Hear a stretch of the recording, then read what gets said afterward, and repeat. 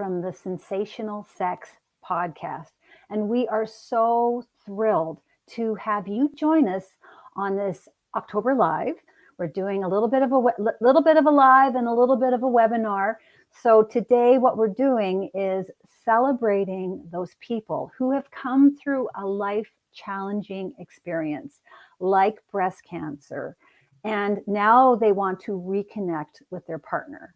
And sometimes that can be, if you haven't had sex for a long time because of circumstances, getting back and reconnecting with your partner can be a big challenge. And we don't want you to have that. So what we're going to be going through today is how can you connect sexually and also sensually. Now, speaking of sensual, we have an amazing giveaway from our amazing sponsor, EXSENS. That's EXSEN dash USA.com.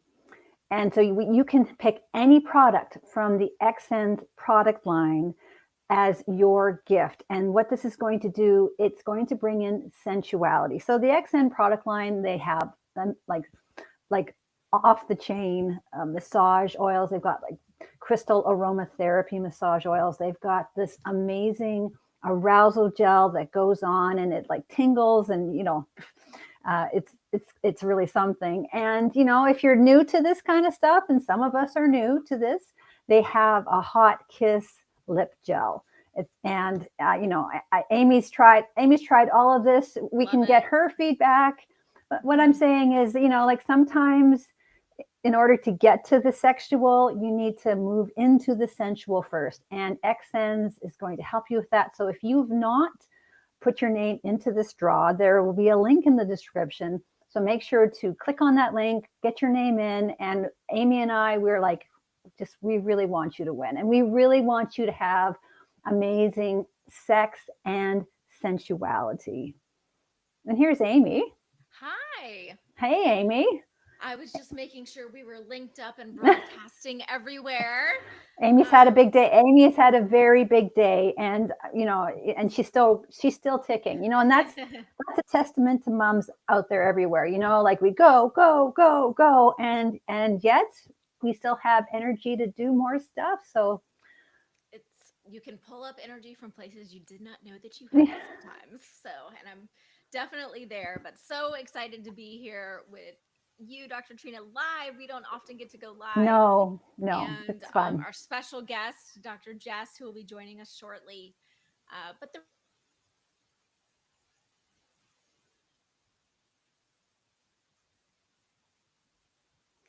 I am a breast cancer survivor. We are dedicating this live to all of those people who need or want to reconnect after a challenging life experience, such as cancer. But it doesn't have to be cancer. I mean, there's a lot of big life-changing circumstances, like you've just had a kid. And, like just pragmatically speaking, if you've had a child, once you give birth, sorry, I'm going to back up. I need to back up.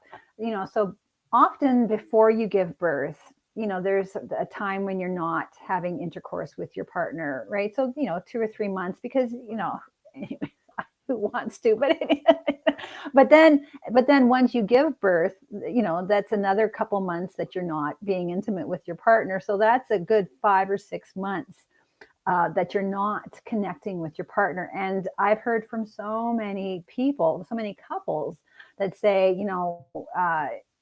not only is having a child disruptive, but then there's this big lag between, the last time you had sex, and you just don't know how to reconnect. So that's being about us to come on and give us her best tips on how to reconnect.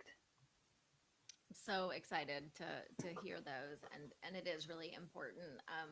One of my favorite talks to give is about I talk about regaining intimacy after a mastectomy, because I went through a double mastectomy 7 years ago. And it was a process to learn to love my body again and to reconnect with my husband. And whether it's something like that or surgery, there's so many major life keeps on happening no matter what, no matter what we do, which is a good thing. But intentionally reconnecting and overcoming some of those circumstances to come out on the other side is really important. So, Amy, why don't you tell us about your story? Yes, I would be happy to. Early detection, one of my biggest soapbox issues is early detection, and early detection and treatment of my breast cancer may have saved my life. And it could also save yours. So 7 years ago, I found a lump.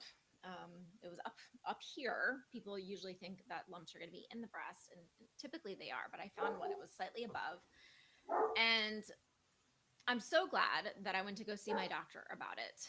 And my doctor felt it, but my doctor said, I'm not concerned. This doesn't feel like a breast cancer lump. Like, I'm really not concerned about this. But, you know, we're just going to send you for a mammogram. You're 37 years old. You're almost 40. We'll just go ahead and send you for your first mammogram. And I was like, okay, sure. It'll be great to go get a baseline. And I didn't realize it was going to be my first and last mammogram that I was ever going to get. Wow. Uh, Like, sorry, I just want to stop you for a yeah. second. That's really profound. Like every woman I know hates getting a mammogram, but now I'm going to look at mammograms very differently. It's, count your blessings that you can keep getting mammograms, as Getting the boob uncomfortable squished. as they Yeah. are. Yes. And it was not pleasant. I was like, "Ooh, I see why people don't like these," as I got it. But, I think it was really interesting because I went to my appointment alone. I didn't bring my husband. And I would have brought him if I had been even remotely concerned, which I wasn't. And, then they start doing the squishing and the squishing. And, at first the tech was joking around with me. She's just being very friendly. And then I remember her just getting very quiet. Uh, And she would leave the room, and then she'd come back and say, we need more pictures. And then she'd leave the room, and then she'd come back and see more pictures. And then she started asking these questions. And I was like, what is going on here? And I just knew something was wrong. And and I think it's the people aren't communicating to you. Like that's yeah, that's the hard part is, and I know that that tech could not say anything to you, yeah, but like you're sitting there going, well, what the heck is happening here? Like that must have been terrifying. yes, it absolutely was. And then I had to go wait, and then they did an ultrasound. And I just remember when I was waiting, texting James and saying, there's they seem very concerned. I don't really know what's going on here. Please, like, be at the ready whenever I find out what's happening. I'm very grateful, actually. Like, right after the ultrasound, they brought me in to talk to the radiologist. So I found out immediately. I found out that day that I had stage 0 breast cancer, which I didn't even know that stage 0 existed. It's called ductal carcinoma in situ, and basically what that is they're cancerous cells that spread within the milk ducts, but they had not invaded out yet. So in situ is in place. So it was not invasive breast cancer yet. Um, and it was all over. It was everywhere. It was all over the right breast. Um, and what I learned later, much later, was that I had a very aggressive triple negative cancer, which is the hardest type to treat. And if I hadn't found it when I did, uh, or if I'd waited until my 40th birthday for my first mammogram, I don't say this to be dramatic, but I honestly don't know if I would be here today. Yeah. And so, Wow. I'm going to get a little Yeah. emotional, but then I'm also just very grateful for early detection.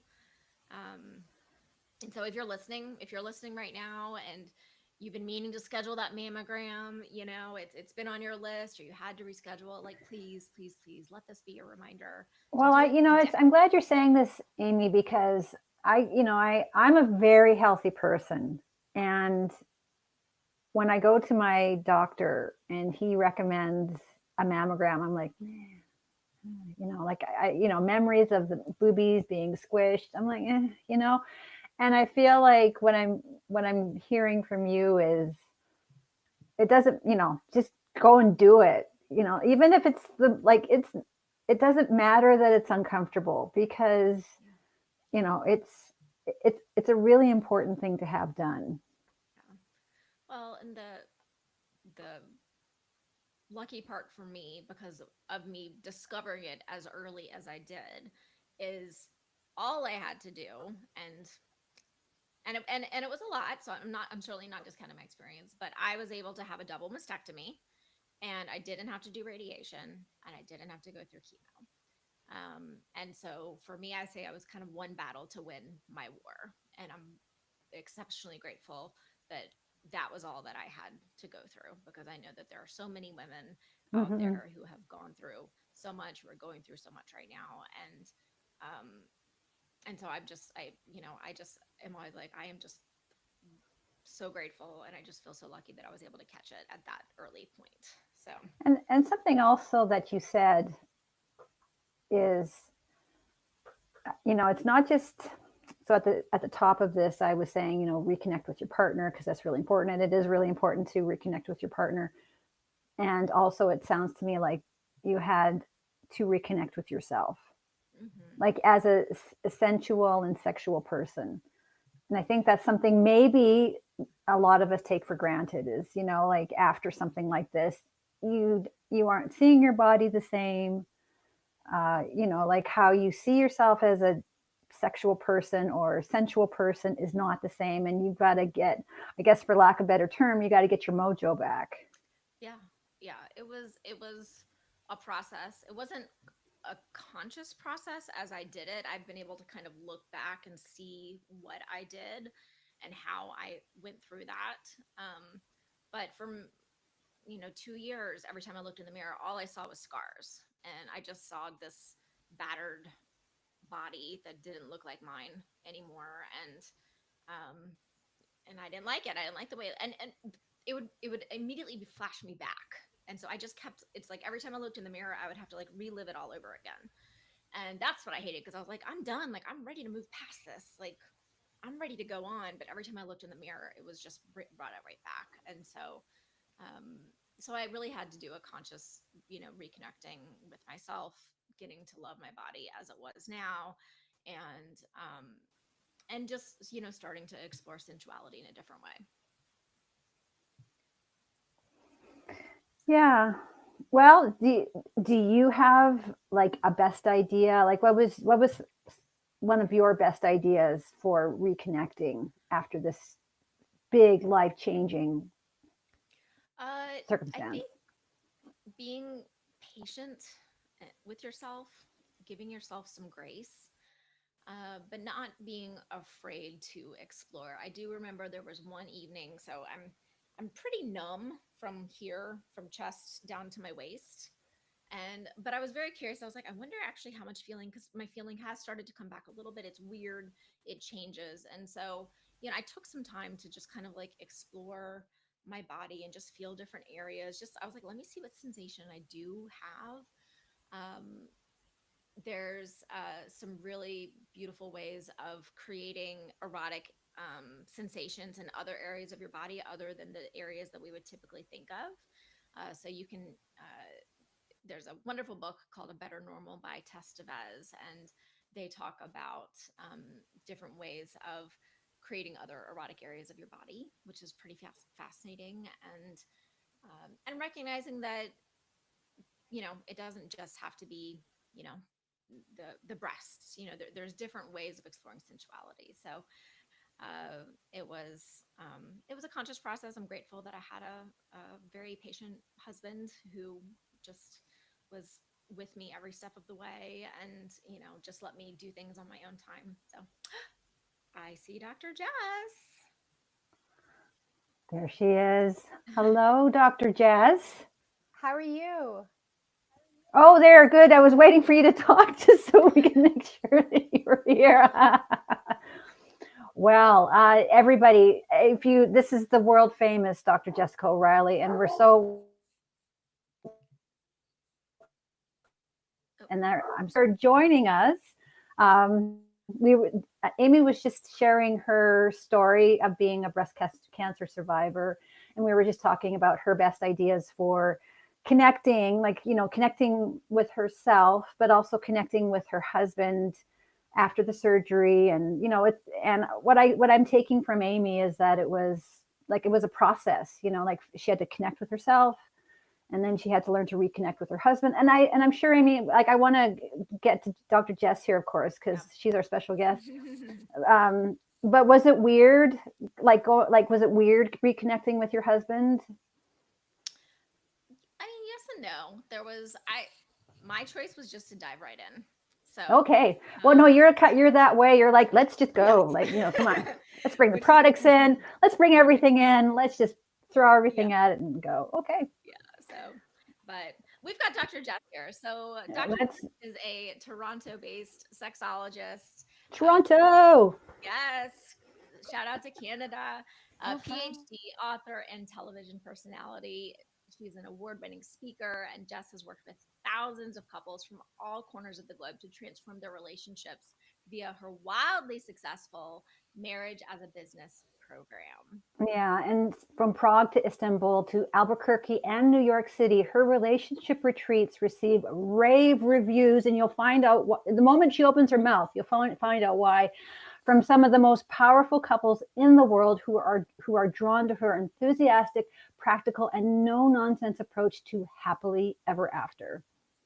And Dr. Jess is also Tinder Canada's dating and relationship expert. Yes. So please check out her website, Sex with Dr. Jess. There is so much excellent content.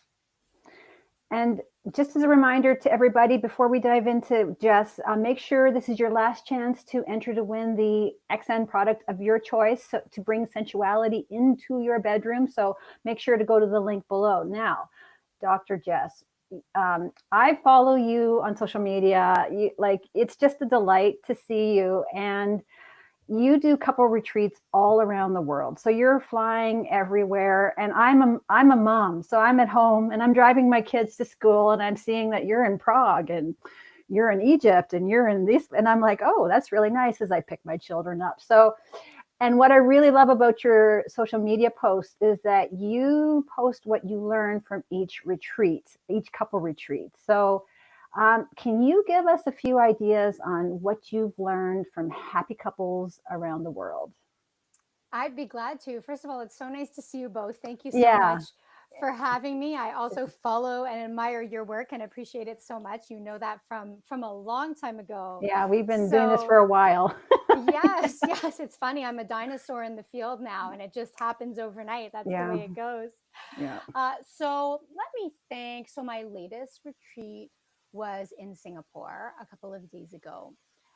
And that was a really interesting one because I had the couples for a whole day, and then I was with the women just for half a day. And there honestly are so many takeaways. As you know, when you're working in a field and you're supposed to be an expert, you know that your so-called expert advice pales in comparison to the experiences and the insights of just the greater the greater population. So one thing that really stood out for me was laughter. I find that couples who have fun together tend to be able to resolve conflict more effectively, communicate more effectively. They're more likely to have sex. They stay together, which is really the bare minimum. And it's so interesting because, I think in our work, we think that education and understanding and knowledge, we also think that communication is super important, but I really think that a sense of humor is a very, very close second. The ability to just have a good time and appreciate what we have, because it's easy to get into the weeds, right? Especially when life is so performative. And that, I guess, brings me to another piece, which is that the couples who enjoy sex more are more mindful. And I know that's like a little bit of a buzzword, but so I'm half Chinese. I was back in the East, and that's really where these practices have their roots, far before we needed, Harvard studies to so-called validate them in a Western scientific sense. But folks who are willing to be in the moment. And I think the hot topic right now, of course, is technoference. When we have technology interfering in our connections, we know that it attracts from connection, from compassion, from trust, from attraction, all of the good stuff and pleasure that we're looking for. So those are a few things that stand out for me this week. The piece around humor, technoference, and mindfulness. And then underlying it all, of course, is kindness, right? If we're not nice to each other, if we don't really like each other, what's the point? I think love gets tossed around a lot, and love can feel so exciting and passionate in the beginning, but it's really like when I think about even just my relationship with my partner and anyone who's important in my life, it's not just love. Because I love, I come from a culture where you're quite close with your family and you can love a lot of them. But the ones who really bring richness to my life, the ones who I hope I bring richness to their lives, it's really about like. I really, really like them and admire them. And Brandon, my partner of many, many years, I just like the guy, man. Like, yes, I love him. Of course, I want the best for him, but he's a dream. I don't know who wouldn't want to be with him. And I think that's a nice way to feel. It's funny you say that because my husband, I've been married for 22 years, and my husband just like this week turned to me and he said, "I really like you." And it was like, I was like, I'm not, I'm not that kind of person, but I was like, that is so nice that you would say that to me, and I really like you too, and I just think, well, why aren't we saying that more often? Because we always say, "I love you." But I don't remember the last time he said I like you. So I think that's a really excellent point. Absolutely. And I think it helps you like yourself, right? When you're around people who really, really like you, I think about like other people who enrich my life, like some certain cousins. I have, hundreds of them, but like the ones that I'm closest to, they really make me feel, yes, loved and appreciated, but really liked and admired. And that feels, it reflects back onto the way I feel about myself. Yeah, for I sure. also I also love that you mentioned laughter because I think especially for longer term couples, playfulness can disappear in just the stress of everyday life, whether it's job, kid, all of that stuff. And so the playfulness can just vanish into, I've never heard the word technoference. That's a beautiful one. I love it. I'm definitely gonna store that in my brain. But and and when you lose that playfulness, and then it's everything just gets so serious. So, and playfulness, of course, is a beautiful aspect of sex and intimacy. So it's a great place to reconnect. So I really love laughter. I really love that suggestion. So, So Absolutely. I just have one more question. So I'm interested to hear your definition of mindfulness. ooh, yeah. So I just think about being in the moment, being in the moment and in your body. When it comes to a conversation, that means that I'm really listening to you, not always thinking about how I'm going to respond, which, of course, is a very hard thing to do. When I'm sitting at the table, it means that I'm engaged in the energy and the exchange that's at that table in the moment. I'm not like hoping to check my phone. Now, with imperfections, okay? Like I'm not pretending, I'm not always a mindful person. Sometimes I'm busy working and I just eat my food and don't even realize that I've eaten, right? I eat mindlessly. And in bed, mindfulness, generally refers to being in the moment. And so, what does that mean? It means I feel your touch against my skin. It means I'm tuning in to the physical sensations, perhaps an emotional or spiritual connection. I'm here right now. And of course, there are many things that detract from that when it comes to pleasure, right? I might be thinking about how long I'm taking or what my partner is seeing or what my partner is feeling. And all of those can be, they can be useful or meaningful considerations, but mostly I want to be there experiencing it, not analyzing it, not spectatoring, not, trying to time how long we last or taking measurements or anything like that. And, in dating, I'm always asking people, for example, can you just feel what you feel on the date instead of like going through a checklist and seeing if this is the right person for you. Yeah, So I think that's, across the board, we're yeah, looking at being there, being in your body. that's a great definition. Yes. So, what do you think is the biggest hurdle for a couple that might be going through a difficult situation, such as breast cancer, but difficult situation is so expansive. So, and how do you think that couple could reconnect? I think the big question is always, how do I start the conversation, right? Because most of us don't start conversations proactively. We do so reactively. So we wait until something is awry. We wait until we're pissed off. We wait until we build Yeah. resentment. And then Hmm. instead of coming and saying, you know what, I love you so much. I remember when we used to do more of this and I'd love to get that back. Can we talk about it?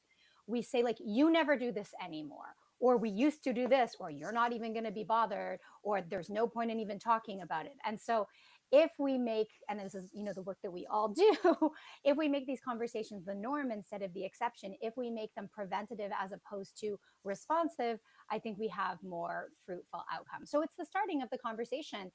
And so let's say you say, okay, I'm going to have this conversation. A lot of people will get to that point, but then they don't want to.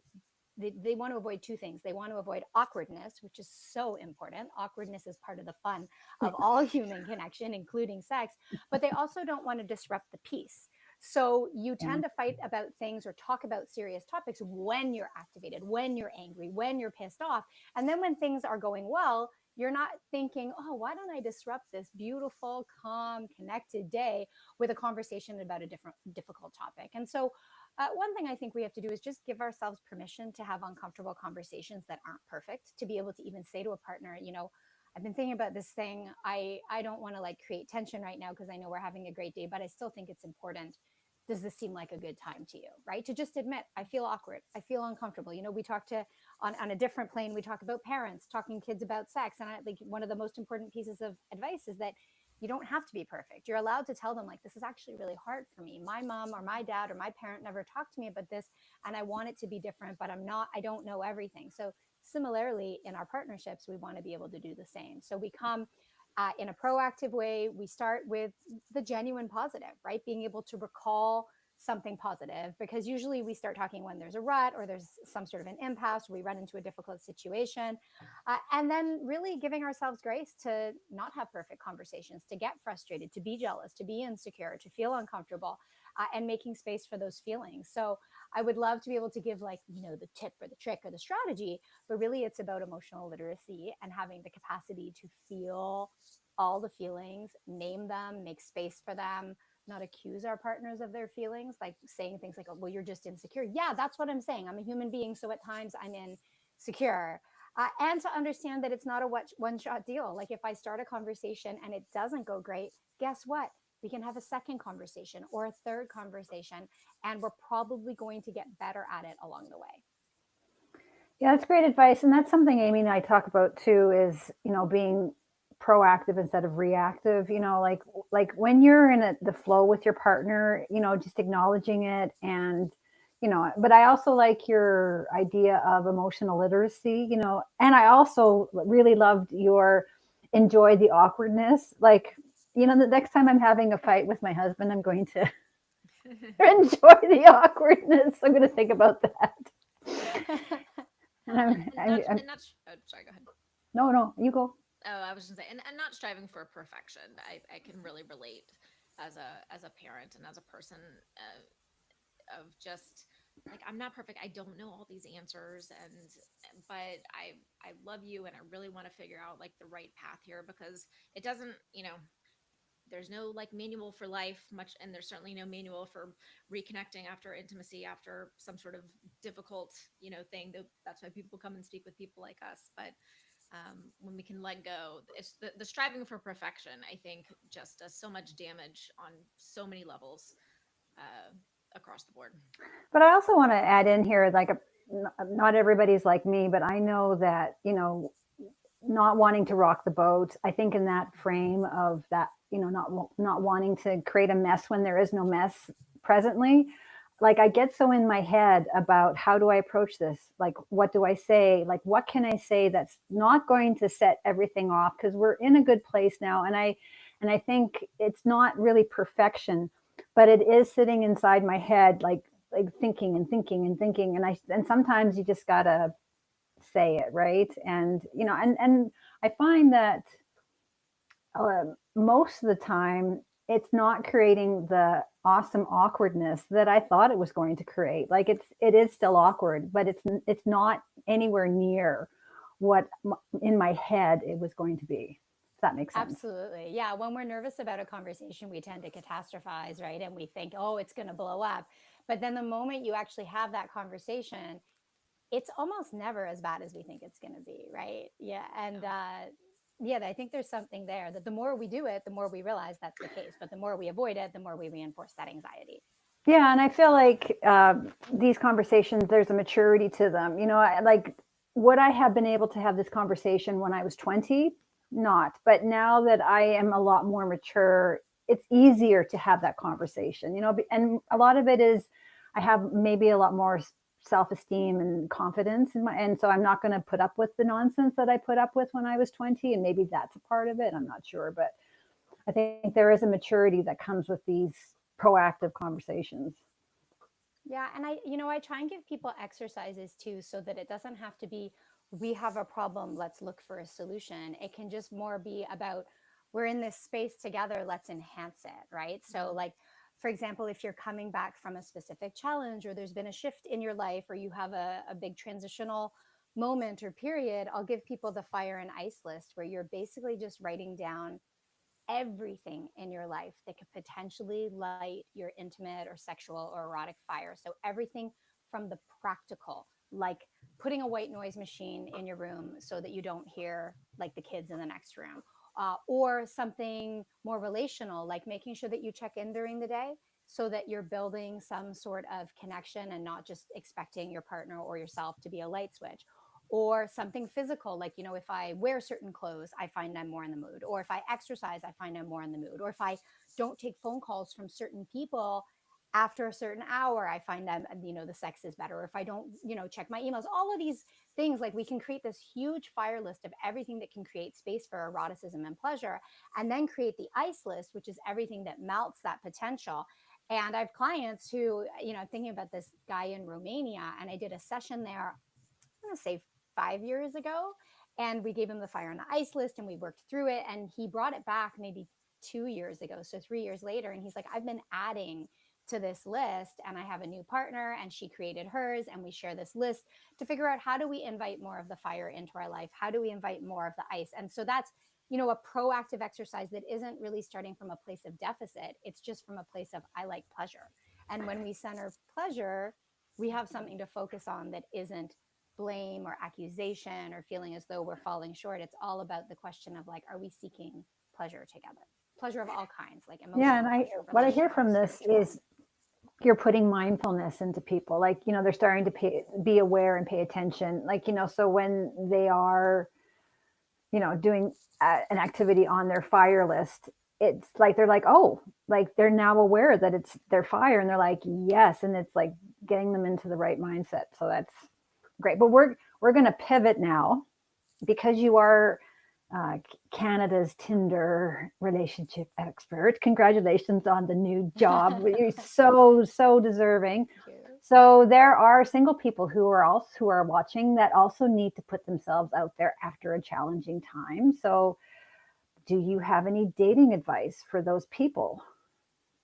I mean, that's a huge question, and I know that the dating landscape can feel really complex and really overwhelming, especially if you're re-entering after a breakup, or you're re-entering after a big transitional stage, including a diagnosis or something that's had you kind of out of your regular routine. One thing for me is always to make everything as social and community focused as possible. So that could be talking to your friends or family. That could be joining different groups, like, people will share in mom groups or other neighborhood groups, and people are sharing their experiences and learning from one another. And as I said from the get-go, I think that's where the richness really lives, not in the data, not in just seeing, talking to one-on-one like us, but hearing other people's stories, because there is Yeah. a lot of value in just experience versus expertise or advice. So being a part of a community, I work with Tinder, and they have a matchmaker feature whereby you can allow someone in your life, a friend, a sibling, a family member, to actually send you suggested matches without having to download the app. So maybe Oh you're my married and you goodness. can't. Yeah. So I think just Wow. making it more community focused, because we obviously have seen a shift from dating within your closest, tightest community to dating more broadly and digitally. And there are absolute challenges in that, in terms of like fear for some people and expanding your comfort zone. But there are also huge benefits in terms of expanding your net and creating more opportunities. But it can feel intimidating. So I'm always asking people, how do we balance kind of the new world technology wide net with community? And I think that's how we do it. We talk about our dates with our friends, whether things go wrong or things go right. I think it's important to look for the green flags as opposed to just the red flags when we're dating. And then, like, the practical thing for me is, like, check in with your head and your tail, your top and your tail. How are you feeling? Are you feeling relaxed? Can you let it go? What can you enjoy? about the date. I think sometimes we think if we didn't find the perfect connection, if this isn't my forever person, if it's not a love match, I'm wasting my time. But it doesn't necessarily have to be that way, because we see people are actually becoming friends with people that they've dated. We see that people are making, organic connections in the community and business. So just enjoy the fun of it. I mean, it really always comes back to pleasure, right? Like, what are you enjoying here? Is it an experience that you love? Is it food? Is it wine? Is it fun? Is it laughter? Is it dancing? Do stuff you love instead of going in again with that checklist of I'm looking for my perfect person. Yeah, I have a family member who will go unnamed, and they are the type of person who goes into every date looking for what is wrong. So Mhm. that, and You're gonna find that's it. the date. That's the entire date, is what is like, just, they're not looking for anything that's good. They're only looking for the bad stuff. And I think there's a lot of these people out there, and I think we all know one. But yeah, I really like what you have to say about look for the green flags and look for what's going right. And I think when you're looking for what's going right, not just in dating, but in life in general, you're the kind of person other people want to hang out with because you've got that great attitude, right? That's what people are attracted to. Absolutely. And every date is going to be fun if you're fun. Yes. Right? Or almost Yeah. every date. And yeah, I think that it's the same thing. It's kind of what you were saying, Amy. Like, we need more playfulness, we need more levity. I often talk about eroticizing interactions, and I find couples and groups and clients are very drawn to that. And then maybe they're a little disappointed that eroticizing daily interactions isn't like making everything sexual or everything heavy. It's just about bringing levity to life, having a good time, flirting. If you're frustrated with a partner, looking at them up and down like a piece of meat and kind of just reshifting. If you're vegetarian, like, I don't know, a beautiful green salad. But really just being able to say, like, there's more to life than who left the garbage can undone and now it's a mess. And that's not to take away from the issues that arise from division of labor, from mental load, from all those very important topics. But sometimes it's not all our partner. It's a dynamic we've created together, and we're a part of that. That's yeah, it's interesting. This is making me think today. My husband and I, we both work from home, and he's actually in the other room right now, and I can tell he's having a really bad day today. And we Mm. usually eat lunch together. I wasn't able to join him for lunch today, but sort of in passing, I looked at him, and he gave me this look of like, help me, and I was like, I'm so sorry, I can't sit down and talk to you right now. But I smacked him on the butt, and I was like, I love you, I think you're awesome, I gotta go to a live. And so and it put a I smile on love his face, that. at least temporarily. And so I those little things of just like, I love you, I care about you, I can't be with you in the way that I want to right now, but just still just bringing some joy and playfulness. So Yeah, something that Amy does really well is she says, she's taught me to say things like, I don't want to have sex with you right now because of this reason, but I really am excited to have it, in a couple days or whatever, like so it's not going to happen now, but I'm really excited about us doing this in a couple days. And I think that's a really good way to tee this up. You know what I'm saying? Like, I think you do that really well, Amy, is, like, I can't support you right now, husband, but I'm going to slap you on the bum, and then I'm going to like give you some, we'll deal with this later on. And I think we could all take a page from you. thank you.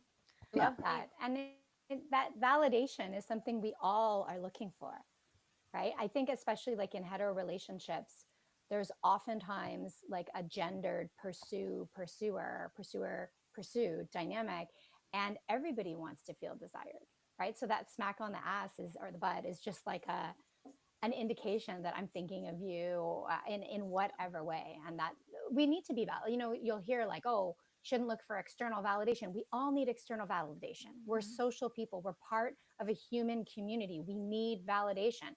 Is that the only way we can feel good about ourselves? Of course not, but it's an important piece. Well, dating. Yeah, I'm celebrating 20 years married next week, so that just the thought of dating, it's so, I can't even imagine it. It's so far beyond anything that I can imagine right now. It can be so intimidating unless unless you know what you're getting into, because knowledge is power, and I think that's what you're talking about there. So now that you're Tinder Canada's dating and relationship expert, we're all interested just to hear how dating has changed. Oh, yeah, we have seen some significant shifts, and a lot of the data from Tinder looks at Gen Z.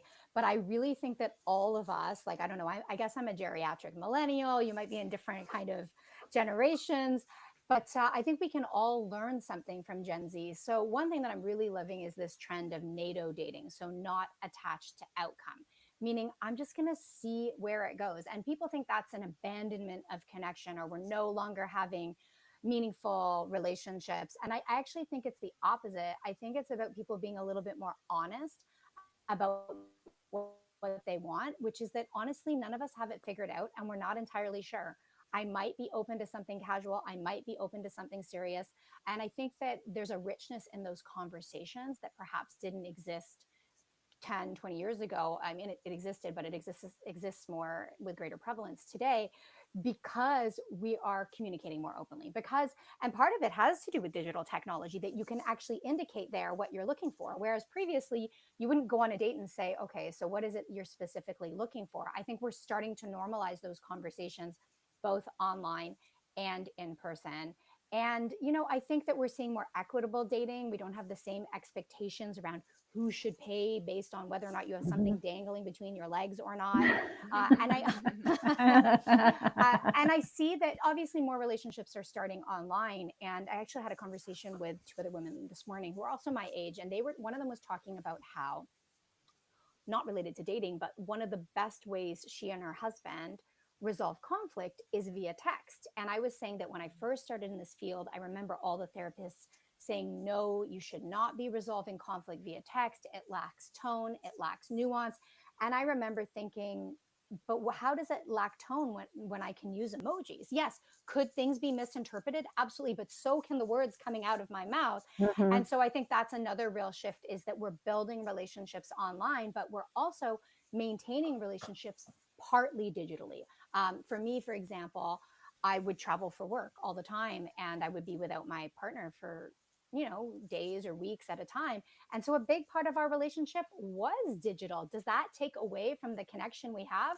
Not at all. Now he's more flexible, and he's been traveling with me a lot, which I was really worried about, but it's worked out really well. But does that really detract from our connection because it's digital? No. And so that's a big shift as well. Not only are we meeting online, but we're maintaining connections online. Look what we're doing right now. Right? This could not have happened before. So I'm always telling people, yes, be careful, always be mindful about using technology carefully. But remember that the real risk is and always has been people. And so we can't villainize technology. We have to think about the way it connects us as well. It's a good point, because I know that as a parent, I hear a lot of news reports saying, technology is ruining the kids. Technology, take the phones away, take these things away, because it's just ruining our children's brains. And I feel like this is their reality, and they have to learn, like we all have to learn to live with it. And I don't think taking it away is going to change how they are as human beings. Does this make sense to you? So like dating is just an integration into, like all of it, like it. And so I don't know, I see that, my kids are so heavily connected in, and I think dating is that whole interaction with dating, like how do you meet somebody, how do you get to know them, actually my son, my 17-year-old was working at a cafe, and this young lady, she slipped him her number, and they went on a blind date, and he didn't know how to handle it, because he's used to having the warm up of getting to know each other over, this, not texting, but the servers they have now. So like he was kind of, caught off guard, because he didn't know. And maybe that's a bad thing. I know if people are listening going, oh my God, people don't know how to connect face to face, but he's used to getting to know somebody before he actually has a face-to-face. And I don't think that's such a bad thing, like making sure this person's a good fit for you, because the person that uh, he had this blind date with, there was a physical attraction, but they were not connecting on a mental connection, right? And if they would have started texting or messaging each other, he probably would have figured that out pretty quickly, and she would have too. And she was not impressed with my son. Like, how could she not be impressed with my child? Like, anyways. I think that's an important perspective for him. Good. Please. Oh, I just said he was clearly the wrong. She was clearly the wrong woman for him. If she was. Yeah, well, it was an interesting thing, because that's the only way we did things back then. But now it's all changed. It's just all changed, and I don't think it's a bad thing that kids are messaging and getting to know each other that way. I think it could probably, help them pick a better match when they actually go on a date. And let's be honest, when we think about how folks were like hooking up or meeting when we were in college, it wasn't like you were necessarily sitting down and really talking and getting to know one another. Are there people who did that? Absolutely. But a lot of it was like late night dancing and partying and drinking and making out and then going from there. Or one person's friend tells another person's friend that they're into them. And so it's not to compare and say one is worse or better. I think it's just different. And remember, those things still exist. So now we have one more option at our fingertips. And when we think about folks who are getting back, for example, in the dating scene after some time away, I think it's actually really good that we have different mediums through which we can date. Like, you can still date in your community. You can still meet people at church. You can still meet people in a cafe. Nobody has taken those things away. And yeah, I get it. In cafes, people are more likely to be on their phones or on their laptops. But remember, 20 years ago, people weren't really hanging out that much in cafes, right? Maybe on like a show called Friends. But for us, it's not like we all had these cafes that you could just go sit in and loiter. There's been a whole shift in the way we move and the way public spaces are created. Yeah, I've taken so much from what you've been saying for this whole thing, and we just want to thank you so much for your time. And so for everybody who lives under a rock and doesn't know who Dr. Jess is, her website is SexWithDrJess.com, and that's your social media title, right? Like Yeah, and I actually have a new site. We now are at happiercouples.com, and that's my fault for not updating. From the business side, dealing with websites is like the biggest nightmare. I'd rather build a house than a website, but you can still find me at SexWithDrJess on social media and happiercouples.com. And thank you for hosting me, and thank you so much for creating the space for these conversations. I know you're doing it on an ongoing basis, and I know it's a project of passion for anyone in this field. Yeah. Well, and just before we let you go, is there anything you want to share that you're doing that people can like the happycouples.com, or anything else that you want to share? Well, if you're more interested in mindful sex, I do have a video course. It's a collaboration actually with Dr. Reese Malone, who's also a Canadian in Winnipeg. And there are videos and it's a program that's a mix of video programming, audio programming, exercises you do on your own, exercises you do on with your partner. And there are other video courses at happiercouples.com as well. Tonight, I'm a part of an event called High Heels and Hot Flashes. It is in Toronto, but it's virtual as well. And I am not the only speaker. There are more brilliant speakers talking about a range of topics in terms of holistic approaches to symptoms and experiences related to perimenopause and menopause. Wow, it's a great topic. So, all right, Dr. Jess, thank you so much for joining us. It's been a pleasure, and I hope we can connect, and I hope our paths cross soon. I'll get up to Canada one of these days. Okay. Thank you so much. The pleasure's been mine. I really appreciate it. Thank you. See you. Bye. But everybody, don't go yet. We still have a couple more things. So what was your big takeaway from Jess? Oh my gosh. so much. I was taking notes. I don't know if you saw that because I like to take notes. Because you always take notes. I do. I am a note because if I don't, it goes out of my brain, and so I want to keep it in my brain. I loved her fire and ice list. I haven't heard Hmm. of that before, and I'm sort of equating it a little bit to like accelerators and brakes, which I know is something that we talk about. And um, but I fire and ice sounds so much sexier and more fun than accelerators and brakes, in my opinion. In my opinion, not knocking other sexologists and their terminology, but I kind of like the build the erotic fire. I think that it sounds like a more fun kind of exercise, and the example of someone how he just kept adding on to it, so. That was really wonderful, and just the laughter and playfulness. That's something that I'm all about trying to bring in because you know you and we spend a lot of time talking about the problem side, the troubles that people are having with sex and intimacy, and remembering the beauty and the playfulness and the pleasure side of it as well is just very, very important. That's what we are trying to get to and stay in. Yeah, my big takeaway was the lean into the awkwardness.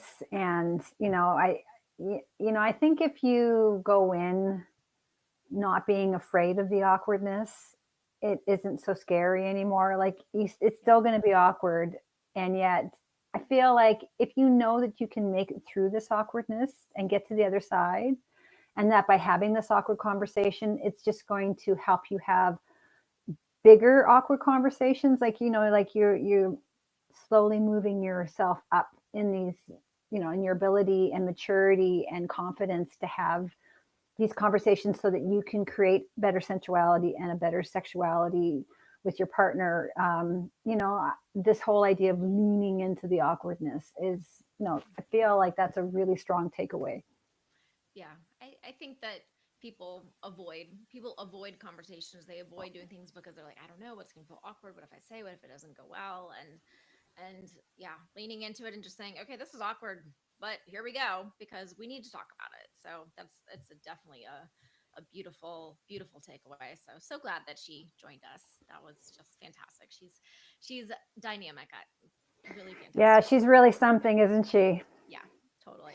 So before we take off, Amy, can you please share with us some ideas for people who might want to know what it is to find a lump? So what I heard you say at the top of this live is that the lump you had was not in a place; it was here, not necessarily on your breast, and it was pretty. It wasn't a real lump, but yet, like so. I think it's really important that we go through this idea, this checklist of, how do we check for breast cancer or Absolutely. I breast lumps? Sorry, pardon me. Yeah. Well, I'm so, again, because of my experience and because of how grateful I am to have found it as early as I did, I'm so passionate about women detecting it as early as possible and paying attention to anything that they find that's different. So, the other thing, I don't think I said it, my lump actually wasn't cancer, the lump that I had up here. It was just thickened breast tissue that occasionally is a symptom of the stage 0 breast cancer that I had. And at that point I was working out a lot. I was like, ooh, maybe this is like a pec muscle. I don't know. It's kind of weird. It feels a little strange, but it was new. It was different and it wasn't there before. And I could have easily brushed it off and just been Hmm. like, but that was my red flag that was waving. It was, so I call it my lucky lump because it's the one that called attention. And so here are the ways that I would like to share just of how to check for breast cancer. So, the most important, first line of defense is those breast self exams and doing them at the same time every month. Pick a day in your cycle.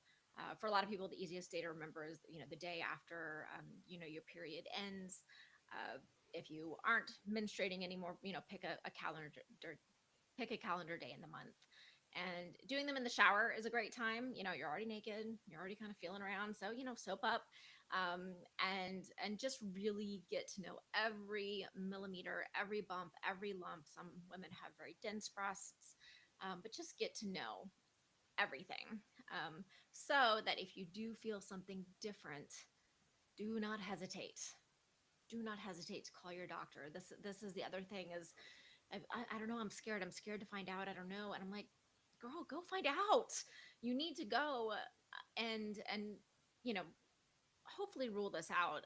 Since my diagnosis 7 years ago, the first year it was one friend that contacted me, and then the next year it was two, and then the next year it was five, and just as a matter of age. And I'm so happy to share that nearly all of my friends who have found something have gone on to get a mammogram. They've gone on to get it checked out, and it turned out to be nothing. And I love hearing that from them. But sometimes it is something. And if it is, then finding out as soon as possible is really, really important. And it's also important to know that you aren't being crazy. You aren't overreacting. I think we have a tendency to minimize. No, it's probably nothing. I don't want to go bother. Like, girl, go bother. Like, go bother. Go get it checked out. You are not overreacting. Just get it checked out for peace of mind, if nothing else. It's better to know that it's nothing to worry about than it is to just worry about it being something. And if you do go to a doctor and God forbid they are dismissive, I've heard this story, especially from women under 40, where I found something. My doctor was like, "Oh, you're only 35. You don't need to worry." Like, no, advocate for yourself. If your doctor won't order the mammogram for you, find a mobile mammogram, go to a different doctor. Like, you need to advocate for yourself and ask for what you want. And you can ask for one, you can set one up, even if your doctor says you don't need one. I I wonder sometimes, what would have happened if my doctor hadn't sent me. She was like, "Oh, I'm not concerned about the lump," because the lump actually wasn't cancer. She was right, but she did send me for that first mammogram, and thankfully, that wasn't the case for me. So, and then have regular mammograms starting at age 40. If you have any family history, definitely start sooner and go every year. Don't miss an appointment. I know there were a lot of women, COVID, a lot of things got canceled, and then they just didn't quite get back on the calendar. So go every year. Don't miss an appointment. Go with a friend. Like, can we make it a little fun? I don't know. I know the squishing part sucks, as I remember, but bring a friend. Like, make it a tradition. Go get squished together, and then go out and celebrate with a margarita or a mocktail or whatever it is that you like when you get the all clear together. And turn it into something fun. That's another thing that you might be able to do. And then lastly, if you do find something, just make sure that you get the biopsy or MRI done immediately. They were trying to push mine out. I was losing my mind. I could not. So, I mean, I just called and called and called and called. And I was like, you need to get me in now. Like, I need answers now. So, again, don't be afraid to advocate for yourself and just do not wait. So I'm grateful every single day for my early detection, and that, the double mastectomy was all the treatment that I needed. And it's, I know that I've got many, many decades to come with my 3 sons and with my husband and all of like the people that I have in my life, all of my wonderful people. So nice. Yeah. So it's such an important message that you're giving, Amy. And I know for myself, and I was saying this at the start, because I'm a very healthy person, I just assume that cancer is not going to come for me.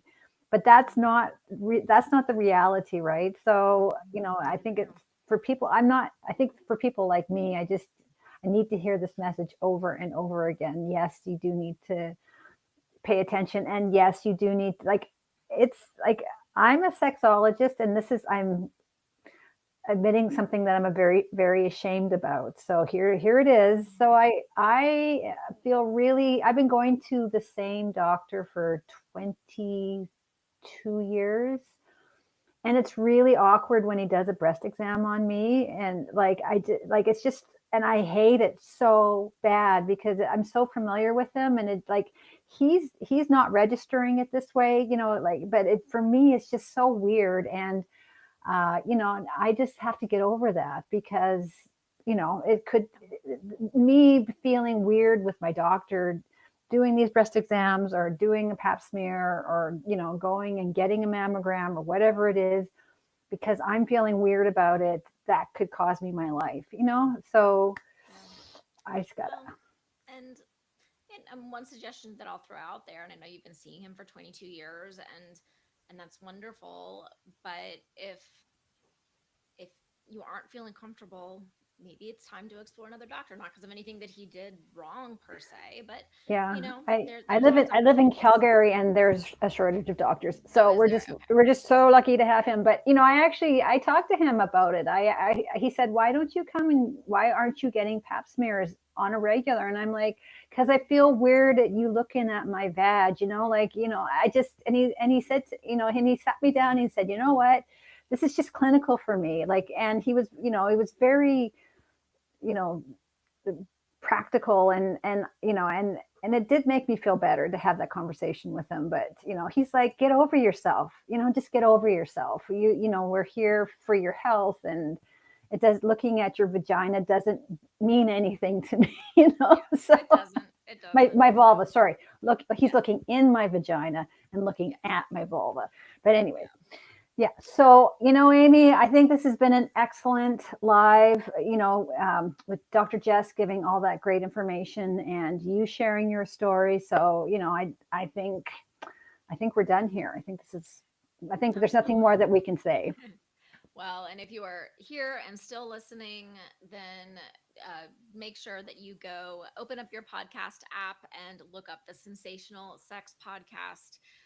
We are, I think, 8 episodes in now, and really on a pretty amazing, beautiful journey. And each episode, we sort of break down a common challenge or experience that, especially women in long term relationships, are having, and then share 3 or 4 little micro tips that you can bring into your relationship, bring into your bedroom tonight or tomorrow night, or the next night, whenever you make it into that bedroom, and you can start to watch your sex and intimacy transform just by listening to us every week. So Yeah. So if you haven't checked this out, the thing I really like about our podcast is we've got the clinical. So, we've got the research and the clinical, but then you're also hearing the perspective of 2 people who are moms and have been in long-term relationships, have been like, we're in the weeds, we're dealing with it. So we're taking these clinical ideas and we're putting it into real life situations. And I think that's where our podcast really shines, is like, you can really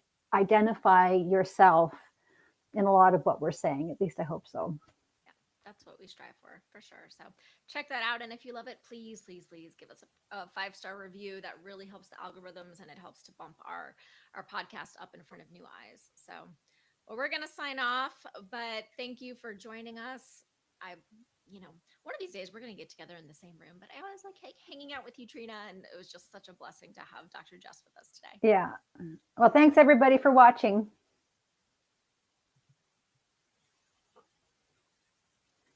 All right. You're done.